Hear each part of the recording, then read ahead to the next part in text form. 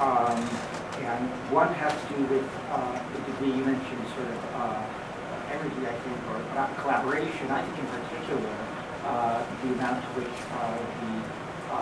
there's been interdenominational collaboration, which has been including Orthodox within the last decade, and I think I can only take some credit for, or not myself personally, Chovevei Torah in terms of what we've been doing to be, to have made help make a real change in that area, and I think that it also has come out in terms of the greater engagement of young Orthodox Jews in areas of social justice.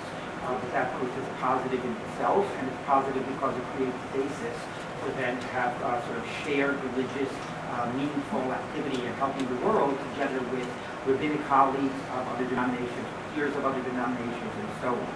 So that would be one area in particular that I think is a very positive change within the Jewish community. And the other area that I would mention, you mentioned disabilities, but I would also include not just disabilities that come with aging. I personally have two children who have what I call invisible disabilities. They're on the spectrum,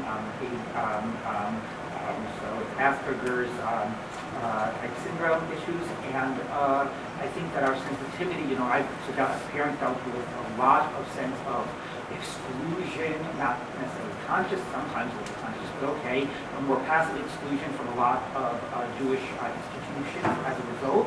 I think that we are starting to talk about these things and actually make headway. There was some comment that we're 10 years behind, in terms of technology. I think we're sort of 10 to 50 years behind in a lot of social changes, but eventually it gets to us, and so I think that we are starting to become more understanding of that and more sensitive to our obligation to see even the invisible disabilities within our community, or all disabilities, and to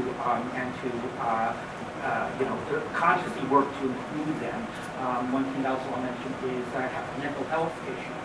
I think that feel more free to talk about that, to recognize the problem. In general, I think we feel more comfortable airing our dirty laundry, not in a way that, to bring shame upon us, but to say, we're not going to let this stuff go by. Issues about abuse, about financial scandal, that Jewish newspapers coming out with these issues, and obviously there's always a backlash. But our sense to really recognize our flaws as a community, and the challenges that we have, our shortcomings, and to start recognizing that we have to deal with them.